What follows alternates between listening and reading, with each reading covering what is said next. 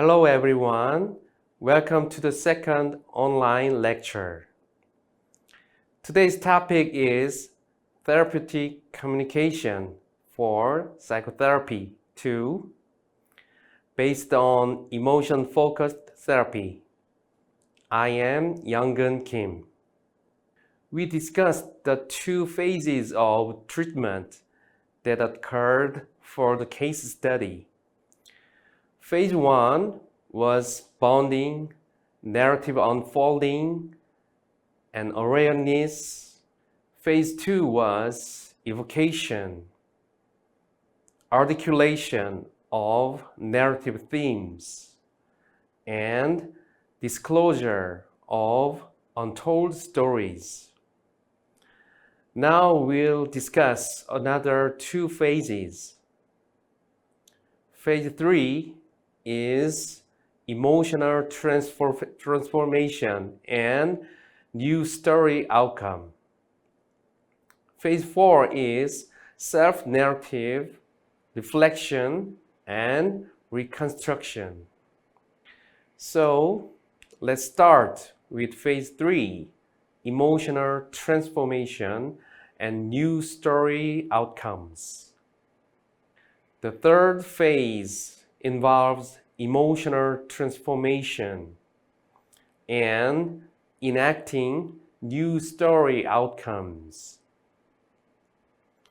One of the most important ways of effecting productive client change in narrative-informed, emotion-focused therapy, which is EFT, involves helping clients change their basic mode of emotional responding.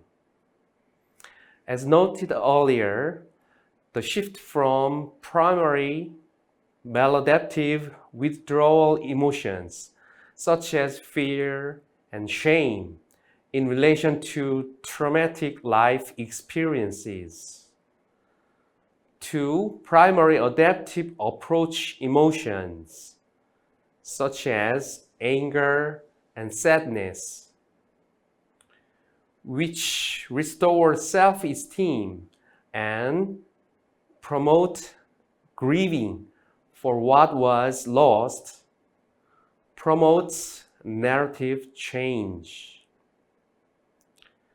Further emotional shifts from anger or sadness to compassion for the other leads to empathizing with or forgiving the offender for his or her harmful actions, or compassion for the self,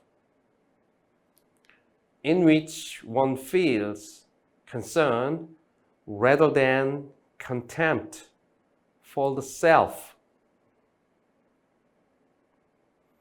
It is important to note that the process of changing emotion with emotion goes beyond the ideas of catharsis or completion and letting go, exposure, extinction, or habituation, in that the maladaptive feeling is not purged, or does it simply attenuate by the person feeling it.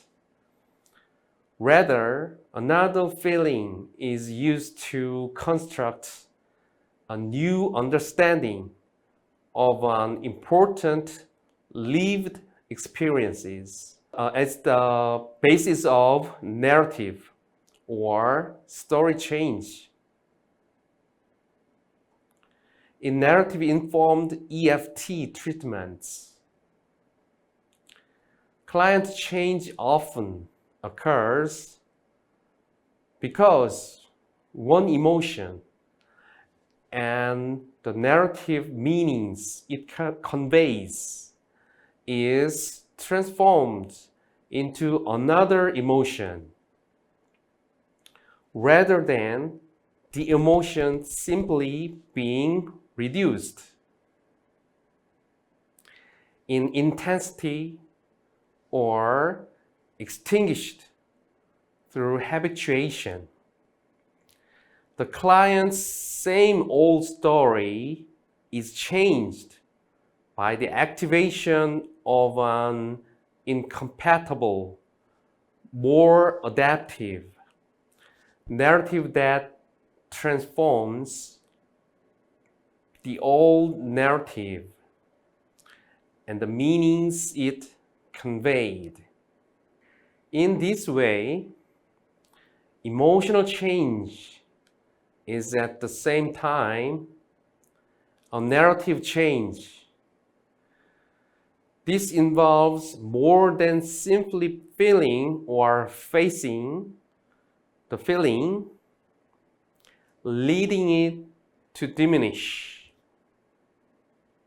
Rather, emotional change occurs by the activation of an incompatible, more adaptive experience that is storied and reflected on, and this new storied response helps transform the old emotional responses with a new, more differentiated, coherent understanding of the self and others.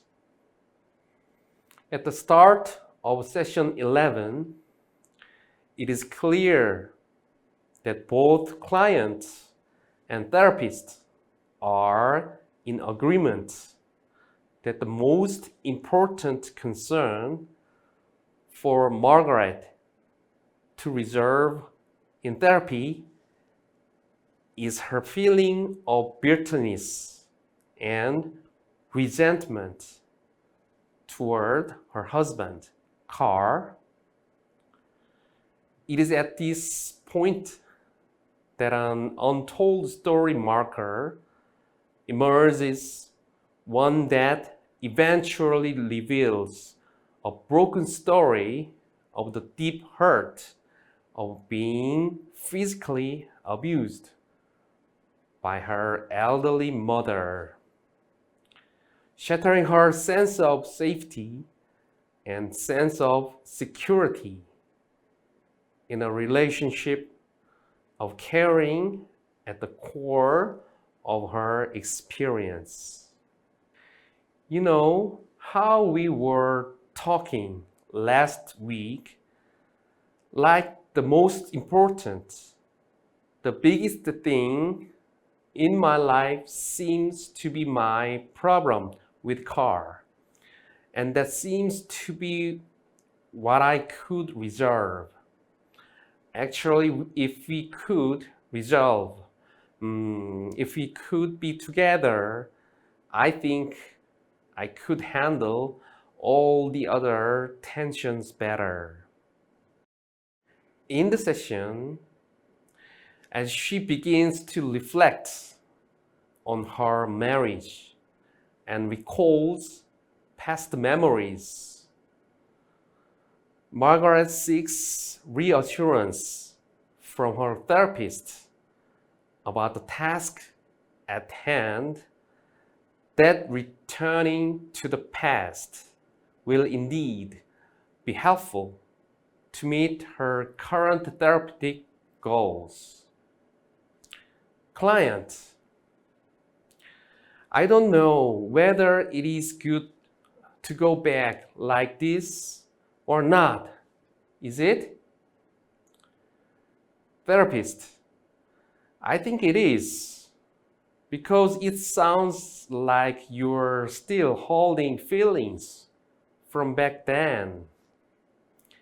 Client, if I could just let go of some of these feelings, I think I would be an awful lot happier.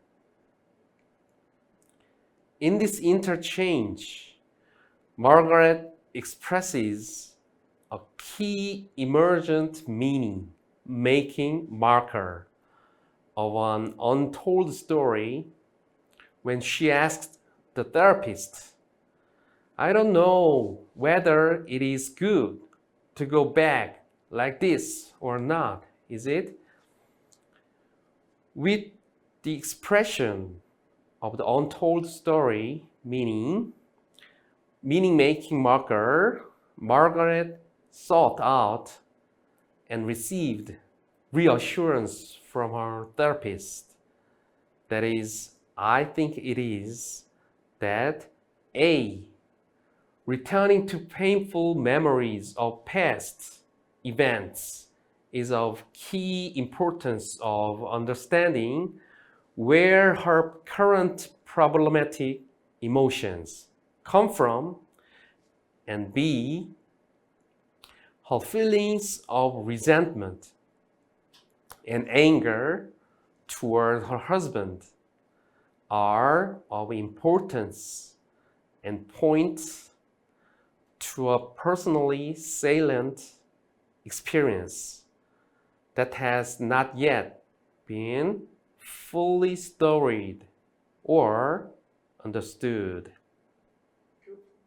Her therapist's response, "I think it is because it sounds like you're still holding feelings from back then," demonstrates a keen attunement to the emergent meaning potential of Margaret's untold story.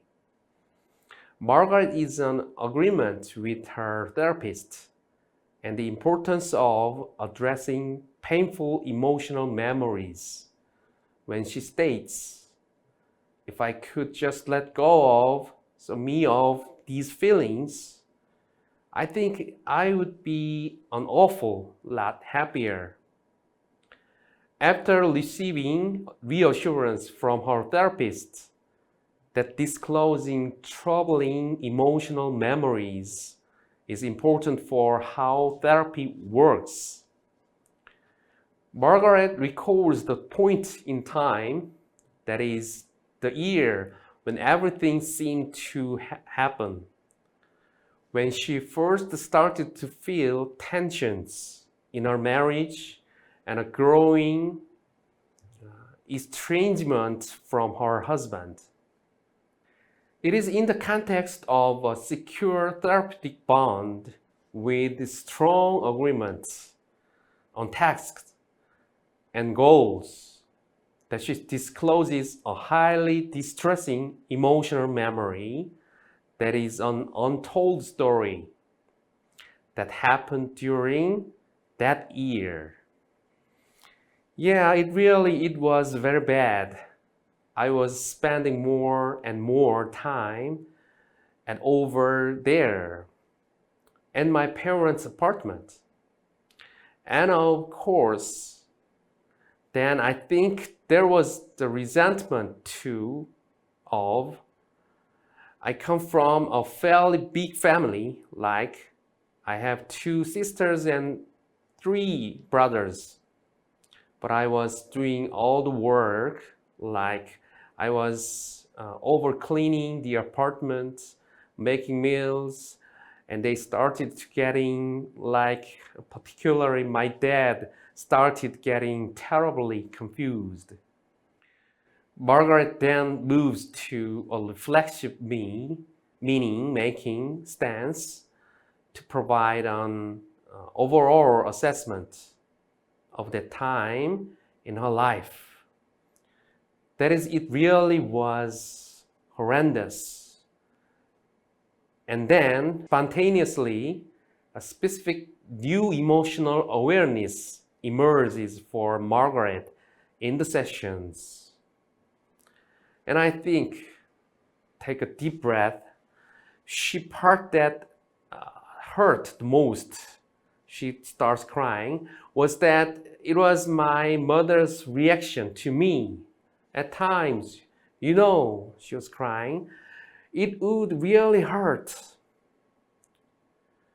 It is the context of this new emotional experience that Margaret discloses a specific, detailed, autobiographic memory, which is ABM, of her mother that provides a narrative context for her acute feelings of hurt.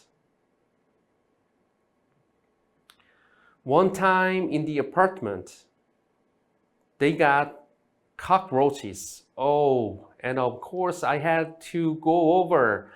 And my mother, all my life, my mother was the fuzziest housekeeper. I mean, she kept her house immaculate, and I had to go over and empty out all the covers for them to come in and spray. I mean, it was just horrible, you know. I figured I kept the apartment as clean as I could possibly clean it. But as I say, this time with the cockroaches. So I went over the night before. I emptied all the cupboards, and my mother she sighs. It was just horrendous, saying, I don't have cockroaches. It's only dirty people that have those. And oh, she just went on and on and on and on. And she went down the hall to the superintendent's door. And I was in the apartment when it was happening. She sniffs. And she was telling them that I was forcing her to do this, that sort of thing. And then I went in the elevator to try and bring her back upstairs again. She hit me and she was crying. I think that was the most horrible thing, you know, to stand there in that elevator and your mother hits you and my age. To help Margaret more fully differentiate the painful emotions evoked by her experiences with her mother and acknowledge their full impact on her life, the therapist poses the following question. Therapist, I wonder if you really ever have allowed yourself to realize how awful it was. Client, I think what you said is really true. People would say, oh, it must have been horrible.